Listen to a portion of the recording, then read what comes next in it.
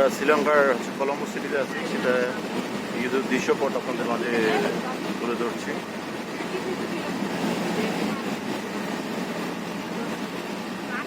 শ্রীলঙ্কার সিটিটা ঢাকা সিটি চাইতে অনেক উন্নত এবং ভালো আমি মনে করছি। তো আমরা একটা পর্যটক স্পটে এসেছি, সেটা হচ্ছে এখানে আমরা একটু নেমে এটা দেখবো হচ্ছে এটা হচ্ছে একটা টেম্পল এরিয়া। আমরা এখন এসেছি শ্রীলঙ্কার ইন্ডিপেন্ডেন্ট স্কোয়ার যেটাকে বলে, সেটা এখানে এসেছি। সেটা পরিবেশটা এখানে এরকম অসাধারণ। এখান থেকে শ্রীলঙ্কার স্বাধীনতা ঘোষণা দিয়েছিল। এখানে অনেক টুরিস্ট এসেছে এবং অনেক পর্যটক এসেছে। আমরা এখানে কিছু আমরা ছবি তুলবো এবং এখানে দেখেন সিংহগুলো দেখতে পাচ্ছেন। সেই সিংহ হচ্ছে শ্রীলঙ্কার প্রতীক। এখানে দেখতে পাচ্ছেন অনেক পর্যটক এখানে এসেছে।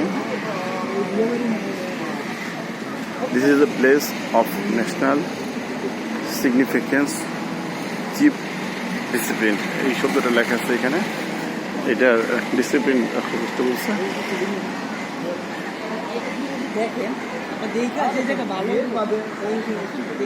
ইন্ডিপেন্ডেন্ট স্কোয়ারটা হচ্ছে এটা।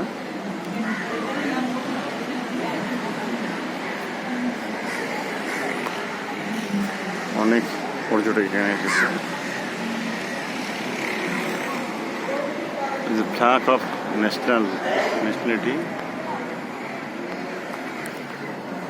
চারপাশটা হচ্ছে এরকম।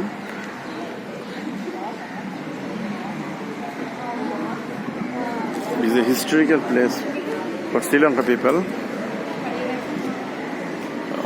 Very nice. ভিতরটা এরকম।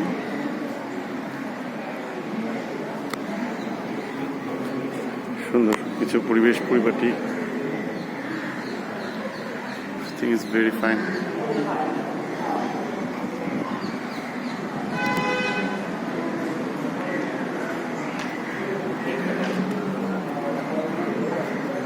স্থানটা তো বিশেষ, তো এই জায়গাটা তারা লক করে রেখেছে এবং এর চারপাশটা হচ্ছে এরকম। আর ওটা হচ্ছে ক্রিকেট স্টেডিয়াম।